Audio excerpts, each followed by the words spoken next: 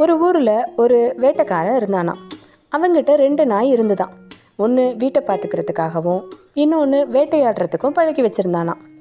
ஒவ்வொரு நாளும் வேட்டையாடிட்டு வர பொருளை 3/4 பங்கை வீட்டில் இருக்கக்கூடிய நாய்க்கும் 1/4 பங்கு அந்த வேட்டை நாய்க்கும் கொடுத்துட்டு இருந்தானாம். இதை தொடர்ந்து பார்த்துட்டு இருந்த வேட்டை நாய் ஒரு நாள் வீட்டு நாய்கிட்ட போய், நான் தான் வேட்டையாடிட்டு வரேன், ஆனால் உனக்கு தான் 3/4 பங்கு கொடுக்குறாங்க, ஏன் எனக்கு 1/4 பங்கு கொடுக்குறாங்க, இதில் என்ன நியாயம் அப்படின்னு சொல்லி கேட்டுதான். அதுக்கு, நண்பா எனக்கு என்ன நண்பா தெரியும், இதை நம்ம முதலாளிகிட்ட போய் நீ கேட்கணும் அப்படின்னு சொல்லி அந்த நாய் சிரிச்சுக்கிட்டே சொன்னிச்சான்.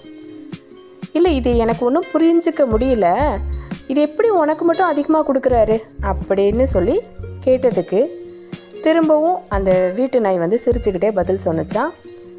எனக்கு முதலாளி வேட்டையாட சொல்லித்தரல, மற்றவங்கள்ட்ட இருக்கிறத எப்படி வாங்கி சாப்பிடணும் அப்படிங்கிறத தான் கற்றுக் கொடுத்துருக்காரு.